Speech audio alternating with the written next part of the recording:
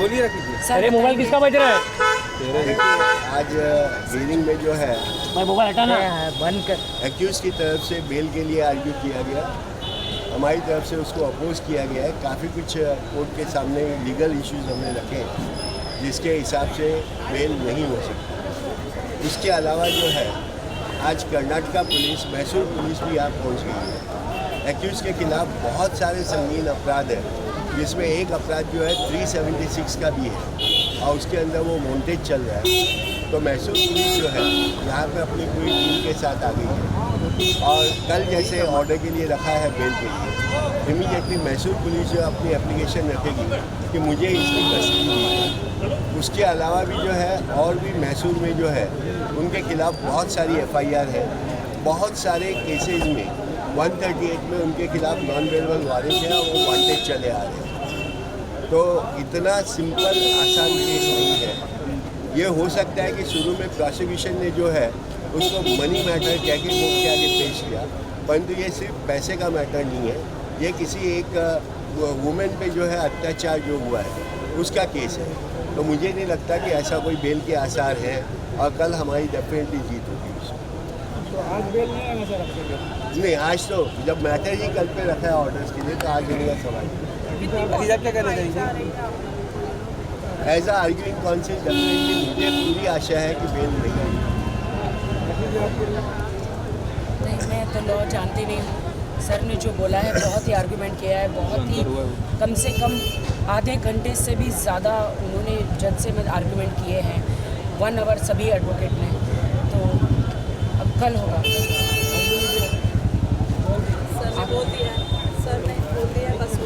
Sir के सामने हम क्या बोल सकते हैं? जो सर ने बोला।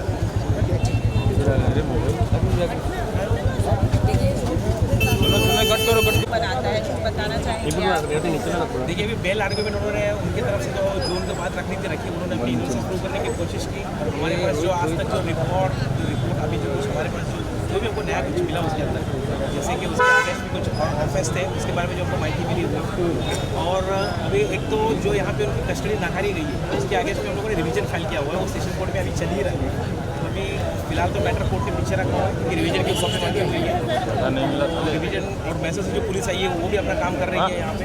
तो रिवीजन का जो पेपर्स है उसके बारे में कोर्ट ने सुनवाई के लिए पेपर्स मांगे हुए हैं। वो पेपर जैसे कोर्ट में चले जाएंगे उसके बाद एक डिटेल ऑर्डर होगी बिल एप्लीकेशन में। जैसे हमने स्टेट की तरफ से जो भी इन्वेस्टिगेशन पुलिस थी उसके लिए जो ऑपोजिशन करना जरूरी था वो ऑपोजिशन हमने किया ही है। और फिलहाल अभी हम लोग एक ऑर्डर के लिए रुके हुए हैं। कुछ और फॉर्मेलिटीज और कुछ डॉक्यूमेंट दाखिल करने के लिए कोर्ट ने हमको बोला हुआ, तो बाय द टाइम हम लोग वो करेंगे। पॉसिबली हो सकता है शायद आज शाम तक कुछ ना कुछ एक अच्छे ऑर्डर मिल गए। ओके, एफिडेविट की बात की गई है सबमिट करने की, नहीं, एफिडेविट की बात एक्चुअली मैंने कहा है कि एक तो पेपर आ जाए कोर्ट में तो काफ़ी है, यहाँ पे पेपर नहीं ला सकते तो एफिडेविट, तो वो दोनों की बात है। लेकिन जहाँ तक है हमारे पास, जहाँ तक पेपर आई जाएंगे, आधे घंटे में पेपर आ ही जाएंगे, तो एफिडेविट की बात है वो। ऐसे में मैसूर पुलिस और कर्नाटक जी, अभी देखिए वो उनके केस के इन्वेस्टिगेशन के लिए आरोपी की कस्टडी लेने के लिए आए हुए हैं, ठीक है ना। ऐसा देखा जाए तो उनके लिए फिलहाल तो इतना ही है, इम्पोर्टेंट है कि वो कस्टडी ले आरोपी की।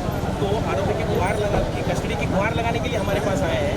और हमारे इन्वेस्टिगेशन अपना जो केस है वो टोटली डिफरेंट है, बस क्योंकि जबकि आरोपी हमारे केस में यहाँ अरेस्ट है तो इसलिए उनको फॉर्मेलिटी होती है, लीगल फॉर्मेलिटी होती है कि उनको हमारे कोर्ट में आना पड़ता है और परमिशन लेनी पड़ती है। तो उसी सिलसिले में वो लोग आए हुए हैं। फिलहाल उस केस के बारे में हम लोग ज़्यादा राखी, आपको बहुत सारे इल्ज़ाम लगाए गए हैं कोर्ट के अंदर डिफेंस के वो मैं आके आपको बताती हूँ बिकॉज ये अभी सब फिलहाल दोपहर तक सब चीज़ जो है कुछ देर के लिए काम अपना चल रहा है। दोपहर के बाद में पिक्चर काफ़ी हद तक क्लियर हो जाएगी। फिलहाल थोड़ा सा पे जो इल्जाम लगाए गए हैं हमारे एडवोकेट है वो डिफेंड करेंगे। देखिए, इनके ऊपर जो इल्जाम अभी क्लियर कर दें, इनके जो इल्ज़ाम लगाए गए कि इन्होंने उसके साथ क्रूरती की है, मगर ऐसा अगर कुछ होता है जब भी किसी को पकड़ा जाता है तो सबसे पहले उसे मेडिकल चेकअप के लिए लेके जाएगा और यहाँ भी वो कंपलसरी है, उनको लेके गया गया। अगर ऐसा कुछ होता तो डेफिनेटली मेडिकल एग्जामिनेशन में आता, नंबर 1। नंबर 2, उनकी बेल एप्लीकेशन में कम से कम कहीं तो कुछ लिखा होता, मगर बेल एप्लीकेशन में कुछ ना लिखे एक कोर्ट के आगे सिंपैथी क्रिएट करने के लिए आर्गूमेंट किए गए। और इस आर्गूमेंट्स में कोई दम नहीं है। राखी जी सवाल ही नहीं उठता, बल्कि वो अपने आप में विक्टिम है, उनको इतना सताया गया है, उससे आगे क्या हो सकता है। ठीक, थैंक यू। ओके।